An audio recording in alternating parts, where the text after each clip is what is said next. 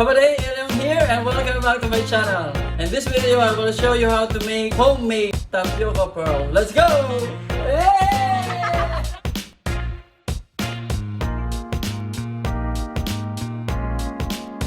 So here are the ingredients: 2 cups of tapioca starch, and for me, I use cocoa. I think you're good. You have to set aside.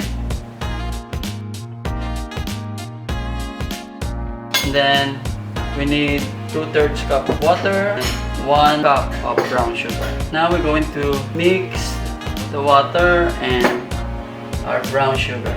Turn on your stove to medium. This will take at least 1 to 2 minutes. When the water is to the boiling point, then you have to pour your at least 1/3 of your tapioca starch.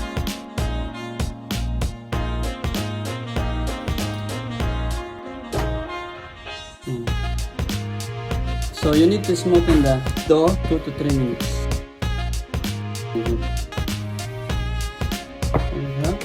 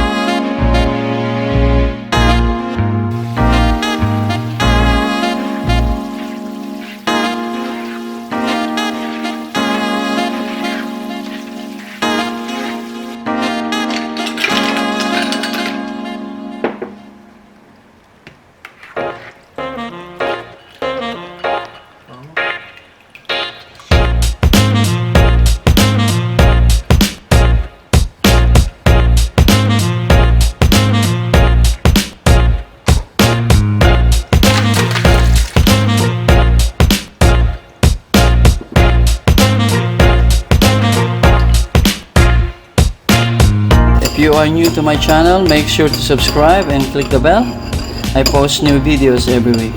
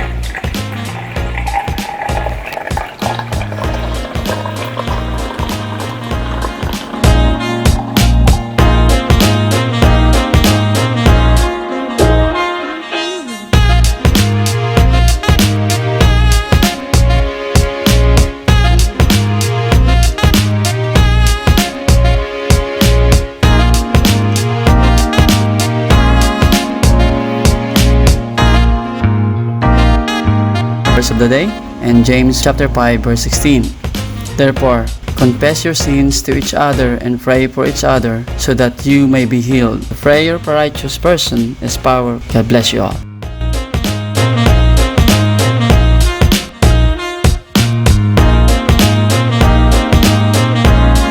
Thank you for watching, guys. I hope you enjoyed that one, and if you have any questions and comments, leave them below.